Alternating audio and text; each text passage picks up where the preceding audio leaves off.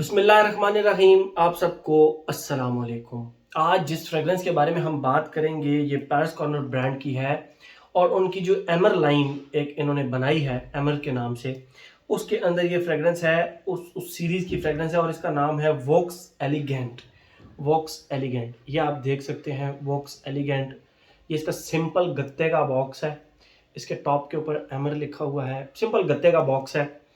और ये रही इसकी बॉटल, ये रही इसकी बॉटल, वाइट फ्रॉस्टेड बॉटल है, बड़ी ज़बरदस्त एक फील के साथ। और ये फ्रंट पे मेटालिक एक स्टिकर सा लगा हुआ है जिसके ऊपर इस फ्रेग्रेंस का नाम लिखा हुआ है, वोक्स एलिगेंट एमर। और ये इसका मेटालिक कैप है, बहुत टाइट फिट है और हैवी भी है, ठीक है। और ये जो इसकी बॉटल है, ये जो इसकी बॉटल है, इसकी शेप कुछ इस तरह की है, साइडों से ये इस तरह है, अगर आप देख सकें तो इस तरह, ठीक है। ये इसकी बॉटल है, मुझे इसकी बॉटल बहुत ज़्यादा पसंद आई। और ये आप देख सकते हैं, अगर आपकी कलेक्शन में पड़ी हो तो प्यारी बहुत ज़्यादा लगी। मुझसे बहुत सारे भाई पूछते हैं, अदील भाई आप डिज़ाइनर फ्रेग्रेंसेस रिव्यू करते हैं, आप नीश फ्रेग्रेंसेस रिव्यू करते हैं, इसका आप बहुत ज़्यादा फ्रेग्रेंसेस क्यों रिव्यू करते हैं पैरिस कॉर्नर की? तो उन लोगों के लिए यह है कि ये आप लोगों की तरफ से क्यूरी, दो रीजन है। सबसे पहली बात यह है कि आप लोगों की तरफ से क्यूरीज आती हैं, अदील भाई पैरिस कॉर्नर के मोर एंड मोर रिव्यूज बनाएं। मैं कहता हूं ठीक है, क्योंकि कुछ लोग नहीं डिजाइनर और नीश फ्रेग्रेंसेस अफोर्ड कर सकते, ठीक है। तो नो प्रॉब्लम, मैं उनके लिए ये रिव्यूज बनाता हूं। और सेकंड थिंग, कुछ ऐसे परफ्यूम्स जो कि पाकिस्तान में इजीली अवेलेबल नहीं होते, फिर उनका डीएनए चेक करने के लिए कि यार ये जब पाकिस्तान में आएंगे तो क्या ये मुझे लेनी चाहिए फ्रेग्रेंस ओरिजिनल या नहीं, उसके लिए फिर मैं इन फ्रेग्रेंसेस का सहारा लेता हूं। मुझे डीएनए का एटलीस्ट आइडिया हो जाता है कि यार उस फ्रेग्रेंसेस में आई एम नॉट, मैं ये बात नहीं कर रहा कि वो रिफाइंड ज्यादा होती हैं या उनकी खुशबू किस तरह, मैं बात कर रहा हूं डीएनए की। आपको 100% आइडिया हो जाता है कि यार इस फ्रेग्रेंस जो ओरिजिनल होगी उसकी खुशबू इससे मिलती जुलती होगी, तो क्या ये मेरे मतलब की फ्रेग्रेंस है या नहीं। वकास अहमद से मुझे मिल रही थी और ये नेक्सोस एक परफ्यूम है, मुझे ब्रांड का नाम एकदम जहन से निकल गया। नेक्सोस एक परफ्यूम है, ये उसका क्लोन है, ठीक है, ये उसका क्लोन है। वकास अहमद से मुझे मिल रही थी 5000 या उससे नीचे नीचे आपको वकास अहमद से मिल जाएगी। तो मैंने वकास अहमद से ले ली। मैंने कहा यार इस फ्रेग्रेंस का डीएनए चेक करते हैं, जब ओरिजिनल आएगी तो फिर मैं चेक कर लूंगा और आप लोगों के लिए रिव्यू भी बना देता हूं इसमें, ठीक है। तो ये रिसेंट ही लॉन्च है और मैंने नोट किया है कि जितनी भी एमर सीरीज की फ्रेग्रेंसेस हैं पैरिस कॉर्नर में, जो एमर सीरीज है, इनकी क्वालिटी में भी इंप्रूवमेंट आई है, इनकी लॉन्जिविटी में भी इंप्रूवमेंट आई है और ये अच्छी फ्रेग्रेंसेस हैं, अच्छी अच्छी अच्छी लॉन्ग लास्टिंग फ्रेग्रेंसेस बना रहे हैं, अच्छी प्रोजेक्शन वाली फ्रेग्रेंसेस बना रहे हैं। एमर सीरीज की बात कर रहा हूँ। तो खैर, मुझे ये वकास अहमद से मिल रही थी तो मैंने परचेज कर ली। पैरिस कॉर्नर के रिव्यूज बनाने का मकसद सिर्फ और सिर्फ इतना होता है। अब हम बात करते हैं इसकी फ्रेग्रेंस की, फिर उसके बाद मजीद इसके बारे में बात करते हैं। जैसे ही आप इसको लगाते हैं, इसके स्टार्ट में आपको स्वीट हनी और कोरिएंडर सीड्स की एक खुशबू आती है। आप लोगों को पता है मैं नोट्स नहीं बताता, मैं फ्रेग्रेंस की जो फील होती है ना वो बताता हूँ। तो हनी की खुशबू होती है, वो हल्की सी स्वीट और हल्की सी मेडिसिनल, स्वीट तो होती है लेकिन हल्की सी मेडिसिनल सी खुशबू होती है। लेकिन इसके अंदर वो मेडिसिनल फील इसलिए नहीं आ रहा क्योंकि इसके ऊपर कोरिएंडर सीड्स की जो खुशबू है ना वो थोड़ी सी प्रोमिनेंट है। मैं फिर कह रहा हूँ, कोरिएंडर सीड इसके नोट्स में है या नहीं, लेकिन फील इसी तरह की आती है कि हनी के साथ कोरिएंडर सीड्स को आप खुशबू कर रहे हैं। वार्म, स्पाइसी और हनी की खुशबू, स्वीट येट हल्की फुल्की मेडिसिनल सी, तो वो खुशबू इसके स्टार्ट में आपको आती है फर्स्ट फेज के अंदर, हनी एंड कोरिएंडर सीड्स की।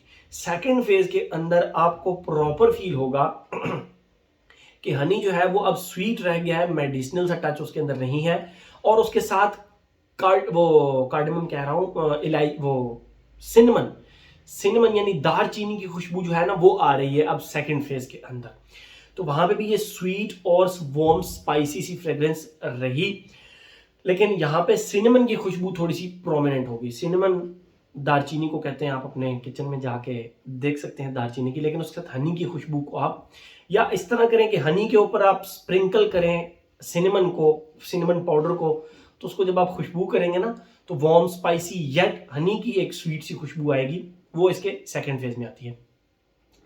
थर्ड फेज के अंदर ये प्रॉपर, हम बचपन में एक मिचल्स की ना बटर स्कॉच टॉफी खाया करते थे, बटर स्कॉच ही नाम था उसका, बहरहाल वाइट कलर के रैपर में होती थी और ब्राउन कलर की अंदर से ना नरम सी टॉफी हुआ करती थी, मिचल्स की थी। अब बटर स्कॉच उसका नाम था एग्जैक्ट, या आई थिंक बटर स्कॉच ही था। तो वो बटर स्कॉच की जो खुशबू है ना, वो इसके सेकंड थर्ड फेज के अंदर आती है।